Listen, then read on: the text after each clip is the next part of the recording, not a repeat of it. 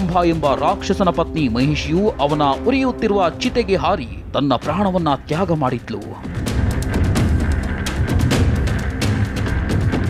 ನಂತರ ಆ ಉರಿಯುತ್ತಿರುವ ಚಿತೆಯಿಂದ ಮಹಿಷಾಸುರ ಹಾಗೂ ರಕ್ತಬೀಜಾಸುರರು ಹೊರಬಂದ್ರು. ರಕ್ತಬೀಜಾಸುರನು ಸ್ವತಃ ರಂಭನೇ ಆಗಿದ್ದನು. ಈತ ಹಿಂದಿನ ಜನ್ಮದಲ್ಲಿ ಅಗ್ನಿದೇವನ ಕಠಿಣ ತಪಸ್ಸಿನಿಂದ ಈ ಬಾರಿ ಪೂರ್ಣ ಜನ್ಮ ಪಡೆದು ರಕ್ತಬೀಜಾಸುರನ ರೂಪದಲ್ಲಿ ಹಿಂತಿರುಗಿದ್ದ. ರಕ್ತಬೀಜಾಸುರನು ತುಂಬಾ ಚತುರನಾಗಿದ್ದ ಹಾಗೂ ಶಕ್ತಿಶಾಲಿಯಾಗಿದ್ದ. ಆದರೆ ಈತನಿಗೆ ತನ್ನ ಶಕ್ತಿಯಿಂದ ತೃಪ್ತಿಯಾಗಿರಲಿಲ್ಲ. ಆದ್ದರಿಂದ ಅಮರನಾಗುವ ಬಯಕೆಯಿಂದ ರಕ್ತಬೀಜಾಸುರನು ಕಾಡಿನ ಕಡೆಗೆ ಹೋಗುತ್ತಾನೆ. ನಂತರ ಬ್ರಹ್ಮದೇವನ ತಪಸ್ಸಿನಲ್ಲಿ ಮಗ್ನನಾಗುತ್ತಾನೆ.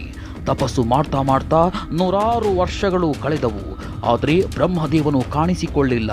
ಆದರೆ ರಕ್ತಬೀಜನು ತನ್ನ ತಪಸ್ಸನ್ನ ಬಿಡಲಿಲ್ಲ. ಬ್ರಹ್ಮದೇವನನ್ನ ಮೆಚ್ಚಿಸಲು ಮತ್ತಷ್ಟು ಕಠಿಣ ತಪಸ್ಸಿನಲ್ಲಿ ಮುಳುಗಿದನು.